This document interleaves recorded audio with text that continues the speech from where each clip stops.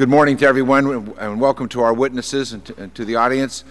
Today, this committee will examine the great momentum that is building for improving our schools and its competitiveness through internationally benchmarked common academic standards. Our nation faces unprecedented challenges that threaten our competitiveness. We face an achievement gap within our schools, but we also face an achievement gap between the U.S. and other countries whose educational outcomes are surging while ours seem to be stagnating. President Obama and Secretary Duncan recognize that our economy's fate is directly linked to addressing both achievement gaps. They know we won't be able to build a world-class education system for our economy that our economy needs and our children deserve unless all students are taught to rigorous standards that prepare them for college and good jobs. We all know the statistics. We fall into 21st in math achievement, 25th in science, 24th in problem solving.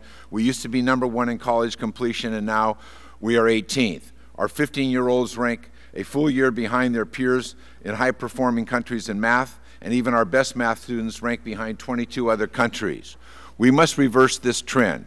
I am pleased to finally see major momentum building behind the effort for common state standards. There is a shared recognition that a patchwork of standards in place today is holding us back, not lifting us up. And it's our students and ultimately our economy that will pay the price. So far, a core of forward-thinking states have been leading the way towards stronger common standards. And I want to commend the Alliance for Excellent Education, the National Governors Association, the Council of Chief State Schools Officers, and all of their partners in this effort for their leadership. They deserve great credit on how they've already helped move the discussion forward. Let me be clear. I want this committee and the Congress to do whatever it can to support this state-led bipartisan effort. That's why we're here today, to learn more about this work and to hear from you all about how the federal government can best lend its support. We forged a good start by making historic investments in education in the American Recovery and Reinvestment Act. We created an unprecedented $5 billion Race to the Top fund that will allow Secretary Duncan to encourage states to innovate. This includes improving standards and assessments so that they are aligned with career and college readiness. This fund will lay a foundation for significant changes we'll need to make to improve our schools, make sure students graduate with the skills that they need, and cultivate a workforce that can compete globally.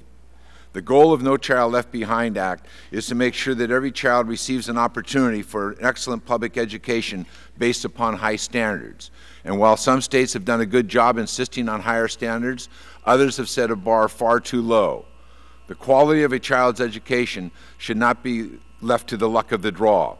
One of the most important things we can do to fulfill the law's promise is to develop internationally benchmarked standards that will prepare all students for the rigors of college and a career.